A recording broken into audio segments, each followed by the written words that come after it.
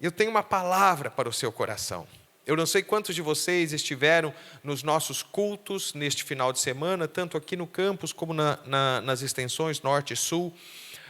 Houve um derramar do Espírito tão grande e, na verdade, já há algum tempo, o Senhor tem trazido essa ênfase sobre um novo tempo, uma nova visitação do poder do Espírito Santo. O meu coração se enche de expectativa, o meu coração se enche de alegria. Você que me conhece sabe como eu sou apaixonado pela ação do Espírito Santo. E eu já há algum tempo tenho discernido que uma onda como que refluiu durante algum tempo.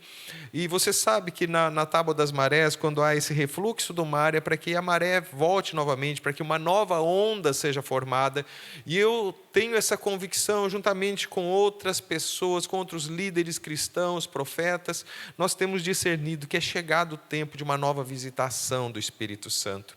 Se você estudar a história recente da igreja, sobretudo no último século, de tempo em tempo, o Senhor trouxe visitações à sua igreja, uma revitalização. Sabe, queridos, não verdades novas, porque a palavra de Deus contém toda a verdade, mas novas ênfases sobre aquilo que o Senhor já revelou na sua palavra. E nós cremos que neste tempo acontecerá isso. O tema dessa ministração é Faz de Novo, Espírito Santo. Há um clamor no meu coração, e eu tenho certeza que isso vai ser gerado no seu coração também, por uma ação do Espírito Santo, ainda que com ênfases talvez distintas, mas uma visitação que vem do próprio Espírito de Deus. Eu gostaria então, como eu disse, que você ampliasse a expectativa do seu coração para aquilo que o Senhor pretende fazer nesta noite na sua vida. Se você ainda não fez isso, você pode compartilhar o link dessa transmissão com amigos, com parentes, convide-os para nos acompanhar, porque certamente a vida deles também será visitada pelo poder do Espírito. Como eu disse, aqueles que me conhecem mais de perto sabem da paixão que eu tenho pela ação do Espírito Santo. Há algum tempo, já há alguns anos, eu comecei a perguntar, e isso gerou até uma ministração que eu tenho pregado tanto aqui em Ribeirão como em outros lugares. O tema é Quando o Espírito Vem. Anteriormente eu tinha ministrado sobre o que acontece quando o Espírito Santo vem. Mas nessa noite nós vamos colocar uma ênfase sobre a necessidade, a expectativa por algo que o Espírito Santo quer fazer. Curiosamente, no nosso curso de preparação de ministros, pastores, missionários, na nossa escola de ministério, nestas semanas nós estamos falando sobre a ação do Espírito Santo. E ao preparar uma aula a ser ministrada, o Espírito Santo começou a queimar no meu coração. Apesar de ser uma atividade acadêmica, que alguns poderiam considerar até mesmo teórica, mas aquilo começou a ferver no meu coração, porque o tema de uma das aulas era os efeitos da vinda do Espírito Santo. Para que seja gerado no meu coração e no seu coração uma sede por uma nova ação, por um renovar do Espírito Santo, para que Ele faça de novo, eu gostaria de plantar algumas sementes a respeito dos efeitos da vinda do Espírito Santo. Sabe, queridos, muitas vezes eu olho para a minha própria história, o meu próprio caminhar com o Espírito Santo. E se tem algo que me deixa incomodado muitas vezes, que me deixa inquieto, é pensar que em alguns momentos da minha vida já houve a presença mais intensa do Espírito. Eu já me envolvi mais com o Espírito Santo. E isso, em vez de me desanimar, me leva a uma busca mais intensa por algo mais forte da parte do Espírito Santo. E é isso que eu quero também plantar no seu coração. Se você olha para a sua vida e você vê que você já teve momentos de uma intimidade maior com o Senhor, se você já amou mais a presença, a palavra, a comunhão e tantas outras coisas que nós vamos tocar aqui, que isso gere em você esse descontentamento santo, que não te desanime, mas que te leve a buscar novamente a presença do Espírito Santo. Queridos, quando o Espírito Santo veio pela primeira vez, e aqui eu falo não ao fato de o Espírito Santo habitar no nosso coração, mas quando ele vem com poder, quando ele nos reveste com o seu poder, aquela experiência que alguns chamam de enchimento do Espírito, que outros chamam de batismo com o Espírito Santo, batismo no Espírito Santo, plenitude do Espírito Santo. Todos esses termos estão ali descritos e são mencionados no Novo Testamento. Quando eu falo sobre essa experiência, que ela seja algo real na sua vida. E quando nós observamos, a primeira vez que isso aconteceu na história bíblica foi no dia de Pentecostes. Os discípulos de Jesus, cerca de 120 pessoas, obedientes ao seu comando de permanecerem na cidade de Jerusalém, até que eles fossem revestidos do poder do alto. Eles estavam ali temerosos, com medo até mesmo por suas próprias vidas, pois, afinal de contas, eles eram seguidores de Jesus, e Jesus havia sido morto, entre outras coisas, porque o acusavam de deturpar a religião dos judeus, tentaram colocar um viés político nisso, dizendo que ele estava desestabilizando ou combatendo a realidade do Império Romano e assim por diante, e eles eram seguidores de Jesus, então eles estavam expostos à morte. Assim como tinha acontecido com Jesus, poderia acontecer com eles. É claro, eles já tinham provado da experiência de Jesus após a ressurreição, já tinham passado da tristeza pela morte de Jesus, à alegria por sua ressurreição, mas ainda estavam restritos por causa do medo. Então, eles estavam ali fechados numa sala, e isso está descrito. Você pode, depois dessa ministração, se você quiser ser cheio também, você pode ir ali na sua Bíblia, abrir o capítulo 2 de Atos dos Apóstolos. Aliás, alguns versículos nós vamos pensar aqui, mas dos versos 1 a 4, você pode aí na sua casa, depois dessa ministração, ler o que aconteceu na primeira vez que o Espírito Santo foi derramado com poder. Mas o fato é que o Espírito Santo, quando ele veio pela primeira vez, ele veio sobre aqueles discípulos de Jesus. Então, o nosso ponto de partida é que o Espírito Santo vem para aqueles que já são seguidores de Jesus. Talvez você que está me acompanhando tenha dúvidas a respeito disso. O que é ser um seguidor de Jesus? É gostar daquilo que Jesus ensinava? Isso faz parte do que é ser um seguidor de Jesus, mas não é a essência do seguimento do Senhor. A essência dessa experiência é algo que é chamado na palavra de Deus de novo nascimento. Se você não passou por essa experiência, mais uma vez eu faço um apelo ao seu coração. Nós podemos te ajudar nisso. Você pode, durante o restante da semana, no horário comercial, ligar aqui. Sempre há alguém habilitado para te orientar. Se você tem conflitos, se você tem dúvidas, nós podemos te conduzir num caminho de encontro com o Senhor.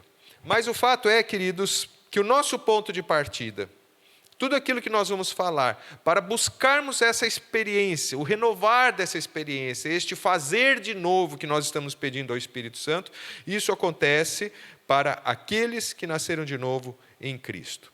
Mas quais são, então, os efeitos da vinda do Espírito Santo?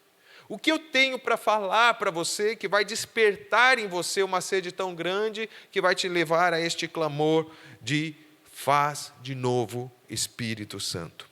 Sabe, queridos, talvez o primeiro efeito, talvez o mais notável, não sei se eu vou conseguir categorizar o que é mais importante, o que aparece mais, mas a gente poderia dizer que é muito forte um senso maior e imediato da presença de Deus. Quando nós somos visitados pelo Espírito Santo, nós sentimos uma proximidade do Senhor. Sabe, todos aqueles que têm uma experiência cristã, todos aqueles que renderam suas vidas a Cristo, nós sabemos que Deus está em toda parte, que Ele é onipresente. Mas nem sempre nós temos um senso da proximidade do Senhor. Nem sempre nós vivemos a realidade de que Ele está ali. Aliás, um dos nomes pelos quais Deus se revela, desde o Velho Testamento, é Yahvé Shammah. O Senhor está ali, o Senhor está próximo, o Senhor está presente. Quando o profeta Isaías profetizou acerca do Messias, acerca de Jesus, ele disse: o seu nome será Emanuel, Deus conosco, Deus no meio de nós. Essa é a realidade de Jesus. Mas, queridos, após a ressurreição, Jesus ascendeu aos céus, ele voltou, a pessoa do Filho voltou para o Senhor. E hoje Deus está presente entre nós através do Espírito Santo. Eu quero te encorajar a buscar essa experiência da proximidade com o Senhor. E aqui eu me dirijo até mesmo pessoas que sim, têm uma experiência de novo nascimento. Você já entregou sua vida a Cristo, mas você não tem essa experiência do Senhor estar próximo, ali ao seu lado. Sabe, no livro de Atos, que é a melhor fonte que nós temos para avaliarmos essas experiências, assim como em algumas passagens das cartas do Novo Testamento, nós temos alguns exemplos que mostram como isso acontecia. Os discípulos, por exemplo, esses 120 que eu mencionei para vocês, que estavam ali reunidos, aguardando o enchimento do Espírito. Quando eles foram cheios, finalmente, quando a promessa do alto veio sobre eles, capacitando-os, algo muito impressionante aconteceu. Se você ler, e aqui eu me refiro àqueles versículos, 1 a 4 de Atos 2, o que aconteceu? Eles começaram a ouvir, e acredito que a sentir como um vento impetuoso, um vento muito forte. Veja bem, o lugar estava fechado e começou a ventar ali dentro. E eles viram como línguas de fogo repartidas sobre cada um deles. Eu quero que você se coloque no lugar desses discípulos. Será que você teria medo? Qualquer pessoa ficaria assustada, teria medo de fenômenos como este. Mas algo aconteceu com eles. Eles começaram a louvar a Deus. O Espírito Santo, quando veio, gerou isso neles. Eles ficaram maravilhados e sentiram que vinha do Senhor. Eles começaram a louvar e começaram a falar em outras línguas conforme o Espírito Santo impelia, impulsionava-os a falar.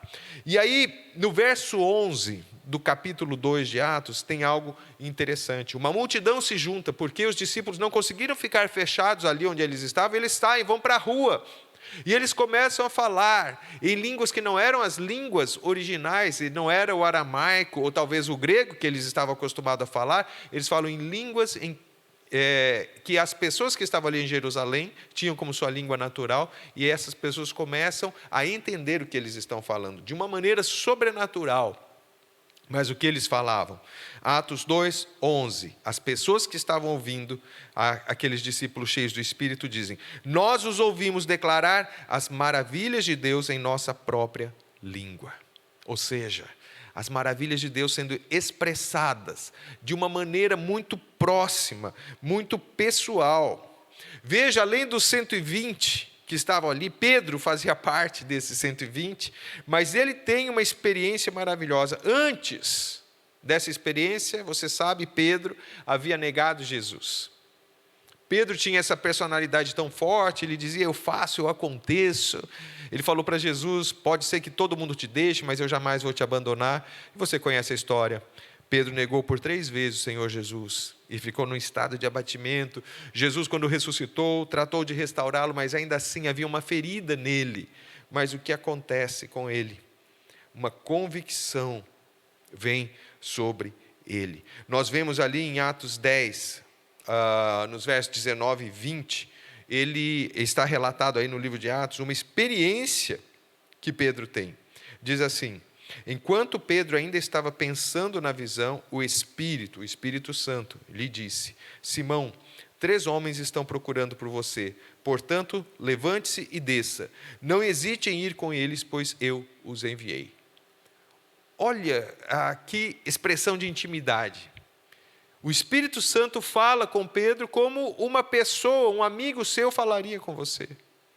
Alguém te orientaria, te esclareceria. Era dessa forma, então, que Pedro tinha aprendido a se relacionar com o Espírito Santo. Deixa eu dizer algo para você. A gente lê essas páginas do livro de Atos e a gente fica tão impressionado com aquilo que estava acontecendo, mas eu quero dizer que essas experiências deveriam ser o natural para mim e para você.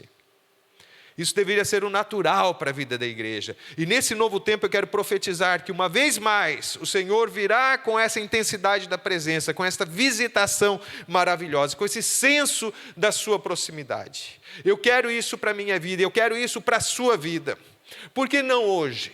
Por que não haver hoje para você uma experiência com a proximidade de Deus? Aí onde você está, eu declaro, o Espírito Santo está aí em você. Se você é nascido de novo, Ele já mora dentro de você, mas Ele quer te dar uma experiência, de uma revelação de quão próximo Ele está de você. Ele quer falar a você, sabe? Eu nunca tive essa experiência de ouvir com o meu ouvido natural a voz de Deus. Eu sei que há pessoas que já tiveram essa experiência, mas eu posso dizer sem a menor sombra de dúvida, que todas as vezes que eu disse, Senhor, fala comigo, Ele falou. Falou na sua palavra, falou através de uma pregação, através de uma palavra profética, falou, sobretudo, através de uma impressão que Ele deixa ao meu coração. Isso não é para algumas pessoas especiais, isso é para os filhos de Deus, eu e você, pecadores lavados pelo sangue do Cordeiro. Mas não era só Pedro, que você pode dizer, Pedro tinha um papel de liderança, ou 120 eram aquele grupo dos primeiros discípulos, então houve algo extraordinário para eles. Não, toda a igreja primitiva tinha um senso dessa presença, não era para uns poucos iluminados. Não era um fato assim admirável que o Espírito Santo falasse com eles, eles já esperavam que fosse assim. Atos 13, 2, quando a comunidade, a igreja está ali orando, olha o que acontece. Enquanto adoravam ao Senhor e jejuavam, disse o Espírito Santo, separem-me Barnabé e Saulo para a obra a que os tenho chamado.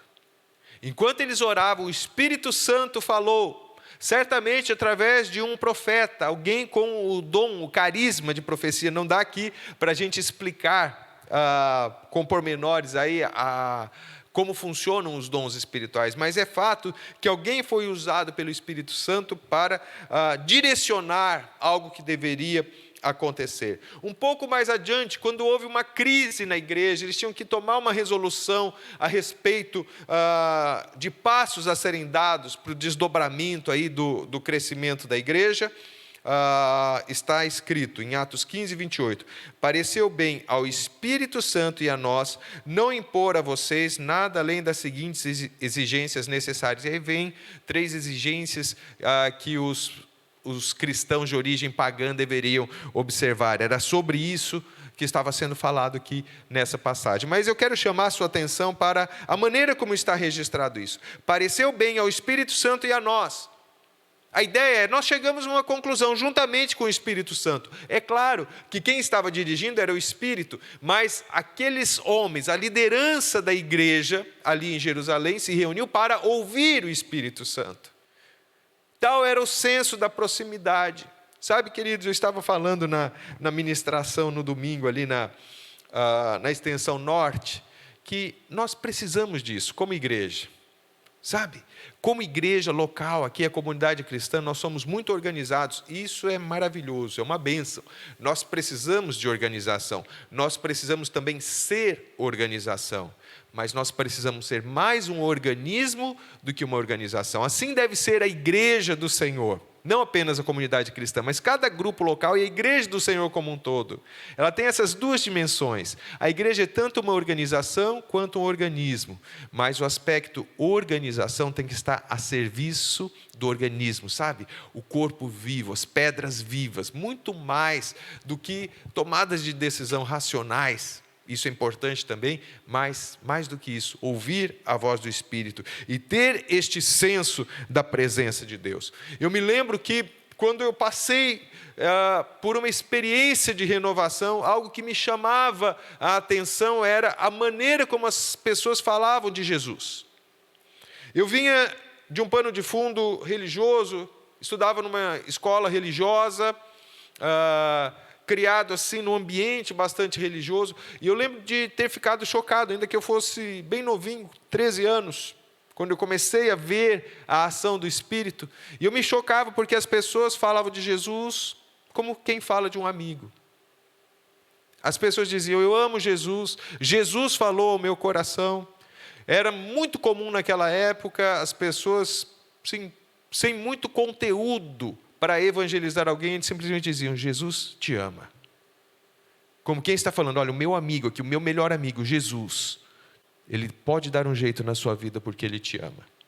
essa proximidade, essa intimidade chegava a chocar o meu coração, porque não era dessa forma que eu estava acostumado. Havia tanta pompa, tanta reverência para se falar a respeito de Deus, e de repente, aquele monte de pessoas passadas por uma experiência com o Espírito Santo falavam de Jesus como quem fala do amigo que está ali ao lado. E por que seria diferente? De fato, o Espírito de Jesus os estava dirigindo. E eu tenho esse desejo, queridos, porque na maneira como nós falamos hoje, nós já incorporamos bastante disso. As nossas canções hoje falam bastante de intimidade com Deus. Mas o quanto disso é real na nossa vida, o quanto Jesus é de fato o nosso amigo, o quanto nós andamos em comunhão com o Espírito de Jesus. À medida que eu vou falando, eu quero que você deixe seu coração começar a se incendiar, a se aquecer, para que você deseje isso e que nós possamos todos juntos no final dessa ministração dizer: faz de novo, Espírito Santo. Um outro efeito da vinda do Espírito, e que nós temos que buscar também, é plenitude de alegria. Como eu disse, acabei de falar da minha experiência, que inicialmente era bastante religiosa por causa da minha formação, o lugar onde eu estudava, então não era muito permitido em um ambiente de culto que a gente se alegrasse. Mas de repente eu comecei a ver as pessoas se alegrando no Senhor. E sabe, eu tenho assim uma base bíblica muito clara para lançar esse fundamento a respeito deste efeito da vinda do Espírito Santo. Em Pentecostes, eu li aquela passagem para vocês que as pessoas estavam maravilhadas porque estavam ouvindo aqueles homens e mulheres falarem na língua deles das grandezas ou das maravilhas de Deus. Mas alguns outros desdenharam daquilo que estava acontecendo, e eles fizeram uma suposição: eles estão embriagados. Diziam sobre os discípulos que estavam cheios do Espírito: estão embriagados. Veja o que está em Atos 2, verso 13. Alguns, todavia, zombavam deles e diziam: eles beberam vinho demais. Por que eles concluíram isso? Porque certamente alguma coisa no comportamento daqueles discípulos indicava ou se assemelhava ao comportamento de alguém que tivesse embriagado. Um dos efeitos da embriaguez natural, não da embriaguez santa do Espírito, mas a embriaguez nociva, às vezes a pessoa começa a rir, até fora de hora, sem uma razão. Queridos, isso, traçando esse paralelo da embriaguez que alguns identificaram ali no dia de Pentecostes, nós também podemos rir a qualquer momento. Mais do que rir, nós podemos nos alegrar, ter essa plenitude de alegria. Sabe, às vezes as pessoas não entendem por que um cristão muitas vezes está passando por um momento tão difícil e ele está louvando a Deus, ele está se alegrando no Senhor. Sabe por quê? Porque a nossa alegria não pode depender das circunstâncias. Ainda que nós passemos, e nós passamos por aflições, ninguém pode tirar de nós a presença de Deus. Sabe, em lugares de oposição ao cristianismo, muitas vezes as pessoas são isoladas, são encarceradas, mas ninguém consegue tirar o que está dentro delas. E dentro de mim e dentro de você, há a presença de Deus, há a pessoa do Espírito Santo. Nós podemos ser cheios do Espírito de Deus, queridos, e transbordar desta alegria. Quando eu falo sobre circunstâncias difíceis, isso me faz lembrar de momentos perigosos pelos quais os discípulos passaram. Os apóstolos foram presos, tiveram que comparecer diante dos religiosos da época, ficaram privados de liberdade, foram ameaçados, inclusive, de serem entregues ao governo romano. Isso significaria certamente a morte, o martírio. Mas sabe o que acontece? Eles se alegraram. Atos 5, 41. Os apóstolos saíram do sinédrio alegres por terem sido considerados dignos de serem humilhados por causa do nome. Isso não cabe na mente de ninguém. Eles foram conduzidos diante das autoridades religiosas da época, que tinham o poder de entregá-los ao poder romano, que, como eu disse, significaria prisões, martírio, sofrimento. mas eles saíram alegres por terem sido considerados dignos de ser humilhados por causa do nome de Jesus. Eles se alegraram por causa do sofrimento. Mas por que eles se alegraram? Certamente porque eles se lembraram de uma promessa de Jesus. A gente gosta das promessas que falam de coisas boas, promessas de prosperidade, de saúde, de bênção. Mas veja uma das promessas que certamente a primeira vez que os discípulos ouviram pode ter soado de maneira estranha. Lucas 6, 22 e 23, o que Jesus disse: bem-aventurados. E a palavra bem-aventurado, a expressão bem-aventurado significa mais do que feliz. Então Jesus está dizendo: mais do que felizes serão vocês quando os odiarem, expulsarem e insultarem por causa do Filho do Homem. Regozijem-se, alegrem-se nesse dia e saltem de alegria. Eles se lembraram e eles disseram para si mesmos: está acontecendo. Então, se Jesus disse que nós podíamos nos alegrar, nós vamos nos alegrar, não importa a circunstância. Sabe, quando você dá uma viajada pelas cartas do Novo Testamento, você vê que em algumas das passagens existe o registro dessa alegria. Uma das ênfases do apóstolo Paulo na carta aos cristãos da cidade de Filipos, a carta aos Filipenses, é essa questão da alegria. Veja bem, Paulo estava preso quando escreveu e várias vezes ele diz: alegrem-se no Senhor. Mais uma vez eu digo: alegrem-se no Senhor. Está sempre o chamando à alegria. Há testemunhos na história da igreja, sabe?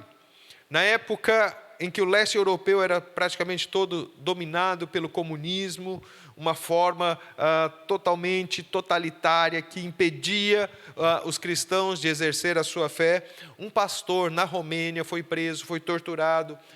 O relato disso está num livro, num clássico cristão chamado Torturado por Amor a Cristo. Esse pastor chamado Richard Wurmbrand deixou ali o seu relato. E entre algumas coisas que ele conta, está o fato de que os carcereiros ficaram um pouco irritados com ele e o colocaram num calabouço, um lugar onde ele não tinha nem uma visão da luz solar, nada, ele ficava no escuro, num cubículo. E, de repente, os carcereiros começaram a ouvir um som de música, risada, e pensaram: ele deve estar louco. E foram ver, ele estava cantando ao Senhor. Ele estava rindo, ele estava se alegrando no Senhor. Na condição, talvez, mais humilhante, de miséria, de sofrimento, ele estava louvando o Senhor. A gente vê isso no livro de Atos também, Paulo e Silas presos, com mãos e pés atados, tendo apanhado, o que eles faziam? Eles louvavam o Senhor. Sabe, em diversos momentos, eu falei aqui na minha introdução, que o Espírito Santo nos últimos 100 anos veio com ondas sucessivas, e uma dessas ondas trouxe um renovar de uma alegria na vida da igreja. E eu gostaria que você gerasse essa expectativa no seu coração. Sabe, queridos, nós estamos vivendo no último ano e meio um tempo de uma tristeza coletiva, de sombras que estão sobre a face da terra, mas sobre mim e sobre você não há sombra que possa dominar. Você pode se alegrar nisso tudo. Sabe, nós temos chorado, eu chorei a perda de pessoas queridas recentemente, mas o choro pode durar uma noite, a alegria vem pela manhã. Você tem que entender isso. Meu irmão, minha irmã, a sua alegria não está condicionada pelas circunstâncias. Você é uma voz diferente no meio dessa geração que está vivendo oprimida, que está ajoelhada, prostrada diante de uma enfermidade.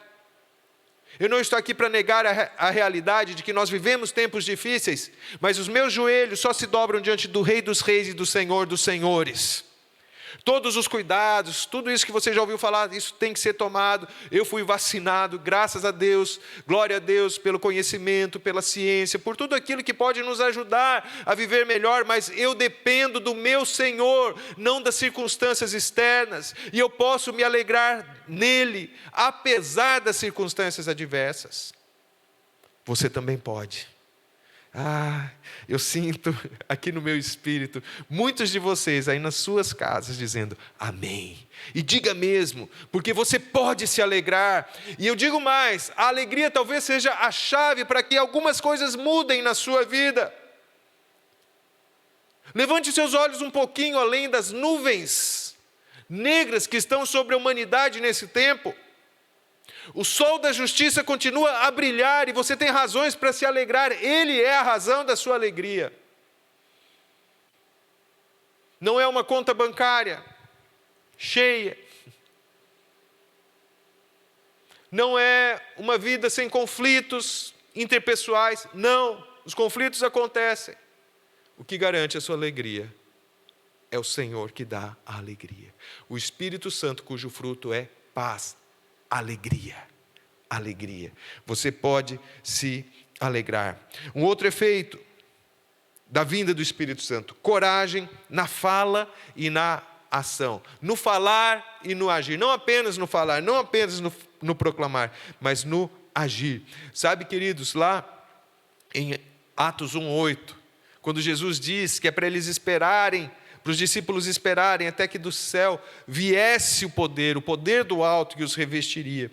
Ele diz: mas receberão poder quando o Espírito Santo descer sobre vocês e serão minhas testemunhas. Então, o efeito, aquilo que acontece é para que eu e você sejamos testemunhas de Jesus. O Espírito Santo nos enche, nos capacita para que nós testemunhemos de Jesus, mesmo em circunstâncias difíceis. E aí nós vamos precisar dessa ousadia. Já citamos aqui o exemplo de Pedro, né? Aquele que antes era covarde, que dizia que ia fazer e acontecer, mas no momento ele tremia, no momento da dificuldade ele tremia.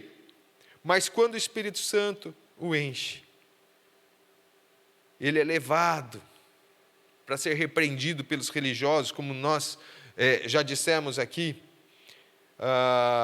Antes disso ainda, ele já pregando no dia de Pentecostes, ele já tinha usado de uma ousadia maravilhosa. Ele diz, portanto, Atos 2,36, portanto que todo Israel fique certo disto, este Jesus a quem vocês crucificaram, Deus o fez Senhor e Cristo. Ele está falando para uma multidão.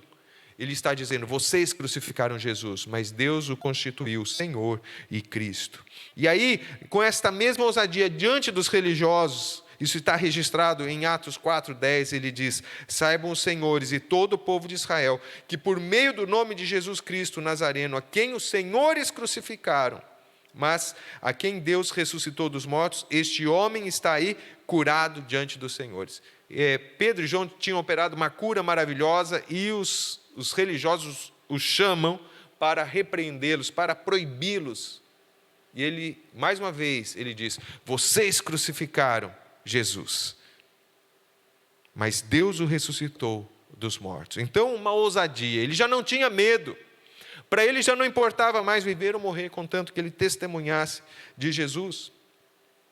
E aí, eles são liberados, porque os religiosos pensam, não podemos segurá-lo, vamos dizer para eles não pregarem, mas eles dizem, nós vamos pregar, nós vamos obedecer a Deus e não a vocês.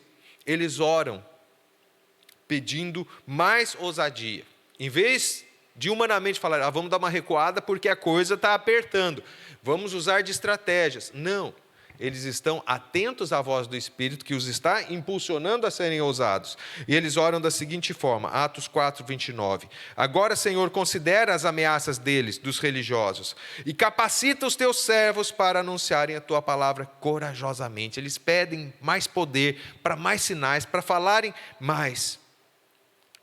Paulo também, queridos, quando ele tem a experiência com o Senhor, você sabe, conhece a história provavelmente, Paulo era um perseguidor da igreja, implacável, e aí o Senhor o confronta na estrada de Damasco, ele tem uma experiência com Jesus, ele é instruído, ele é batizado, ele é cheio do Espírito Santo.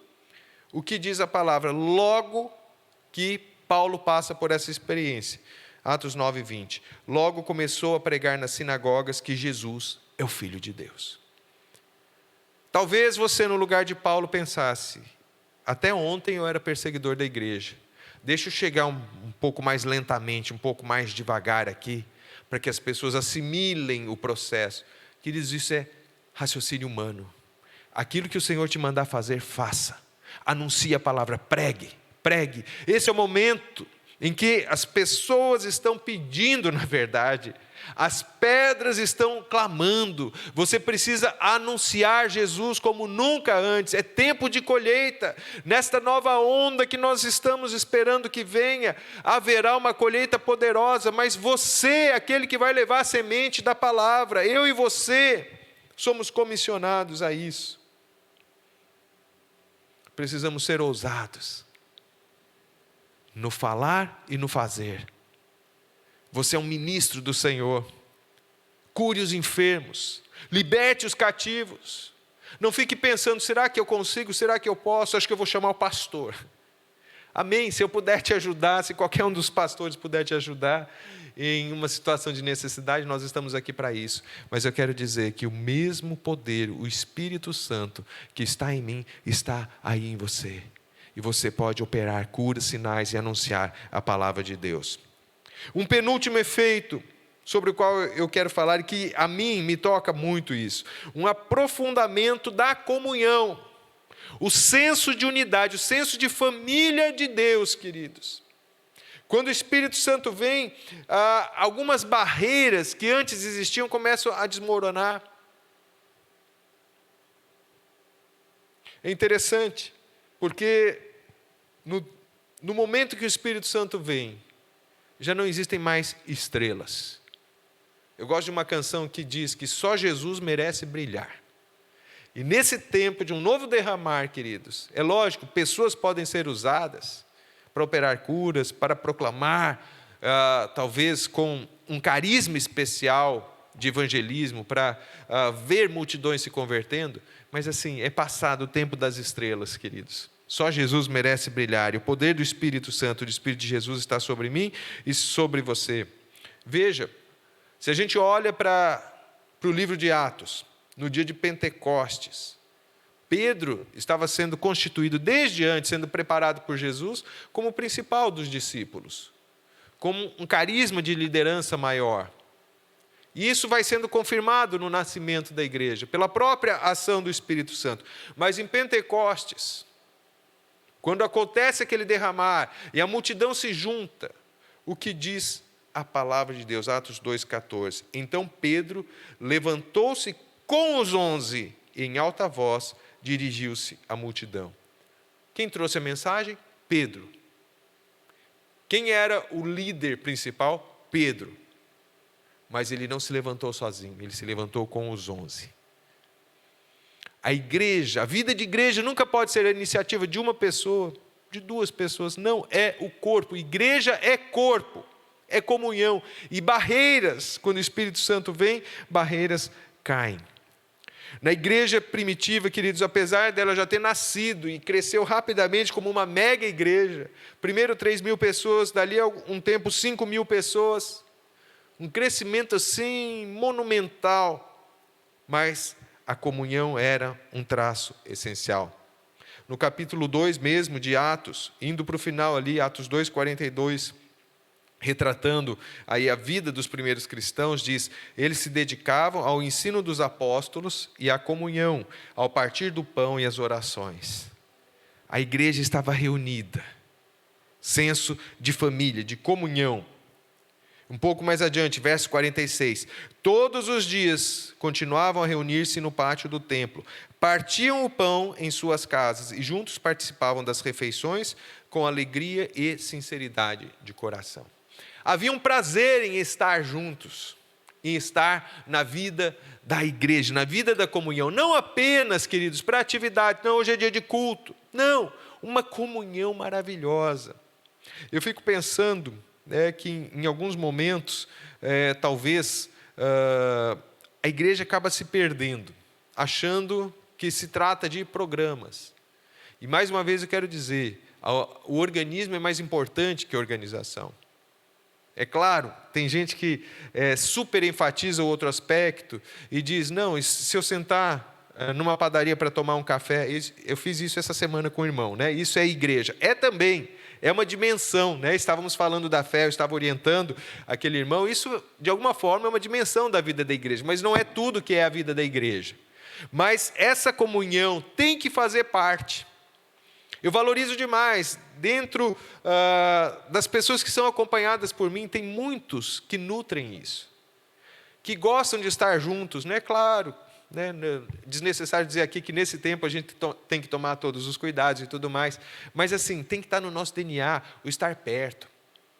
Essa questão aqui de culto virtual é emergencial, uma bênção para o tempo de quarentena, graças a Deus por isso, mas igreja não é alguém falando do lado de lá de um monitor, do lado de lá de uma câmera, não. Igreja é olho no olho, é comunhão, é estar junto, é rir junto. Como nós vimos aqui, é comer junto, fazer refeições. Sabe que na cultura do Oriente Médio, fazer refeição significa, olha, eu sou seu amigo, eu tenho uma aliança, eu tenho um relacionamento com você. Como é bom isso.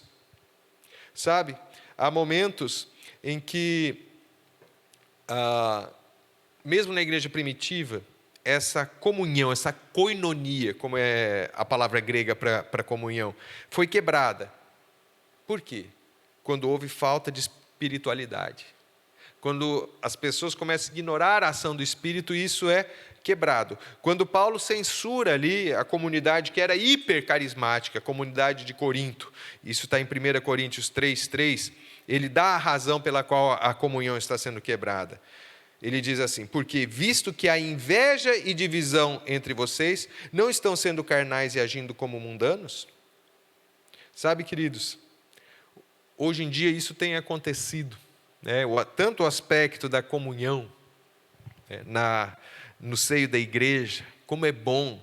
Sabe, queridos, às vezes eu encontro cristãos de correntes tão diferentes, costumes tão diferentes dos meus, mas quando eu identifico, é uma pessoa cheia do Espírito, é uma pessoa que tem o mesmo Deus que eu habitando dentro de si, aquela barreira cai.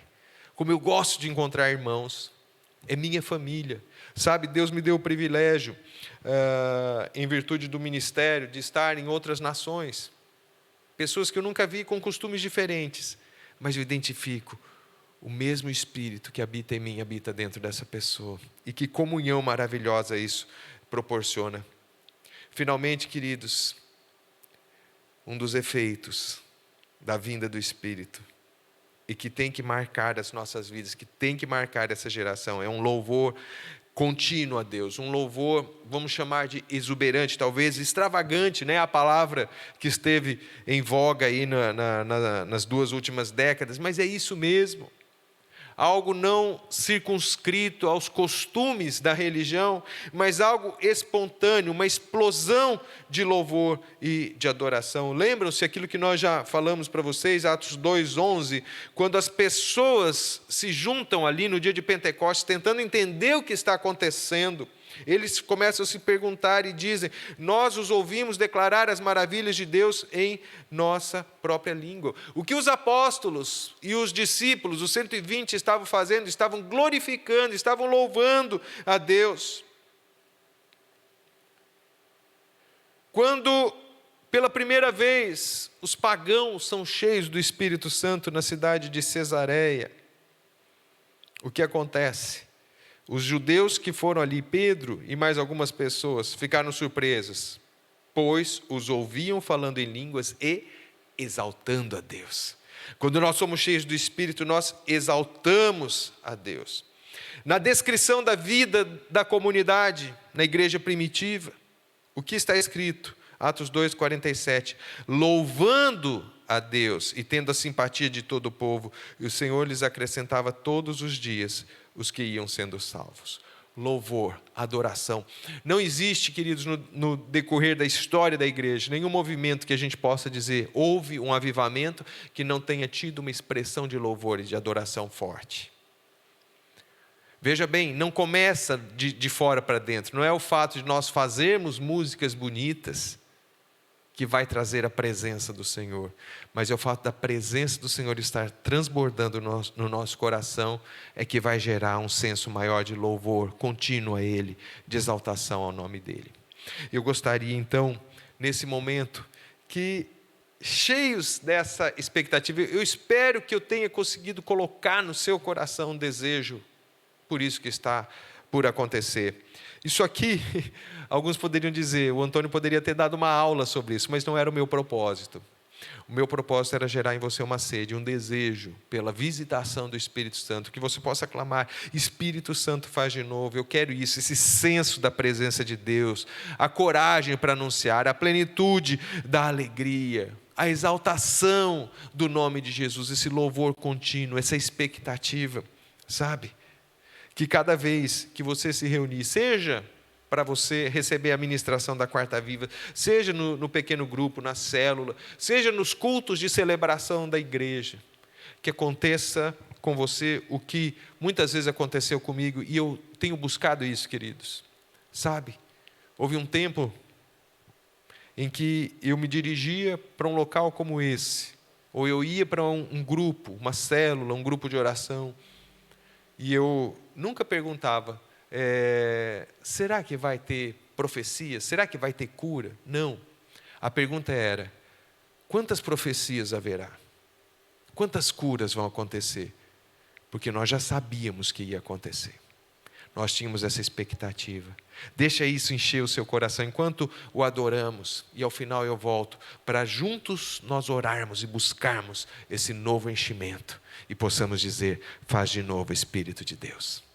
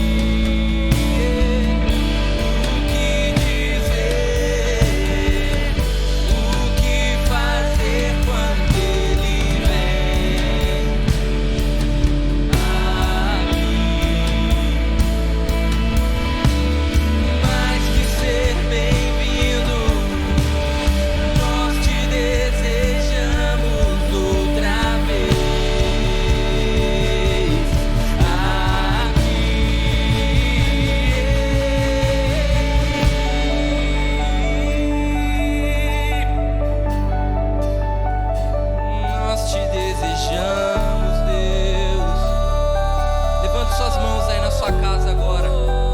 Vamos declarar isso bem forte.